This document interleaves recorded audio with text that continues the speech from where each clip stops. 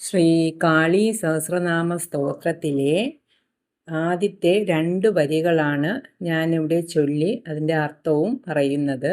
എല്ലാവരും ശ്രദ്ധയോടുകൂടി കേട്ട് മനസ്സിലാക്കി അമ്മേ ശരണം ഈ നാമം ചൊല്ലി നിത്യേന ഈ നാമം ചൊല്ലി അമ്മയെ പ്രാർത്ഥിക്കണം.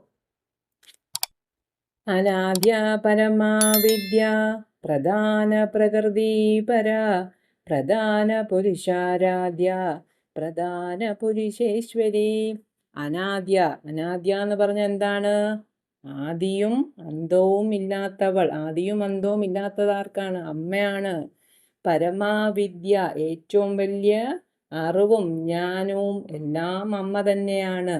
പ്രധാന ഏറ്റവും മുഖ്യമായിട്ടുള്ളതും അമ്മ തന്നെയാണ്.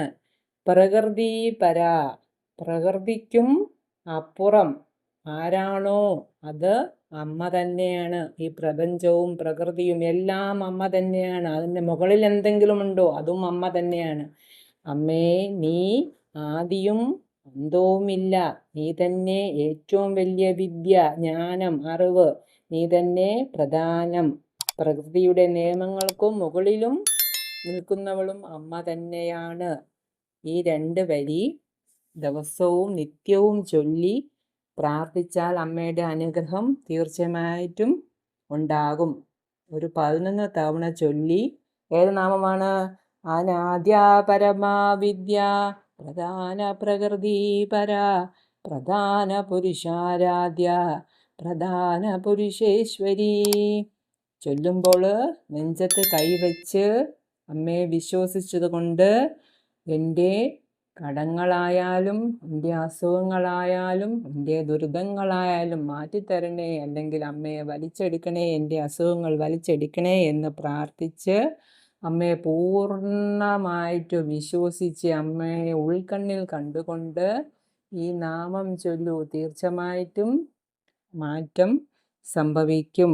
ഉറപ്പായിട്ടുള്ള കാര്യമാണ്. അമ്മേ ശരണം. അനാദ്യ പരമാവിദ്യ പ്രധാന പ്രകൃതി പര പ്രധാന പുരുഷാരാധ്യ പ്രധാന പുരുഷേശ്വരി. അമ്മയുടെ ഈ നാമം ചൊല്ലുന്ന ഓരോ വ്യക്തികളോടൊപ്പവും അമ്മ ഉണ്ട്.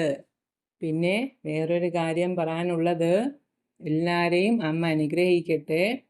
പിന്നെ ഈ ശ്രീ ഗുരുവായൂരപ്പ ശരണം എന്ന ചാനൽ എല്ലാവരുടെ സപ്പോർട്ടും പ്രാർത്ഥനയും ഒപ്പം ഉണ്ടാവണം. ഇത് സ്കിപ്പ് ചെയ്യാതെ കാണണം. അമ്മയുടെ നാമമാണെന്ന് വിചാരിച്ച് സ്കിപ്പ് ചെയ്യാതെ എല്ലാവരും കാണണം. പകുതി വെച്ച് കണ്ടിട്ട് ആരും പോകരുത്. അമ്മ എല്ലാവരെയും അനുഗ്രഹിക്കട്ടെ.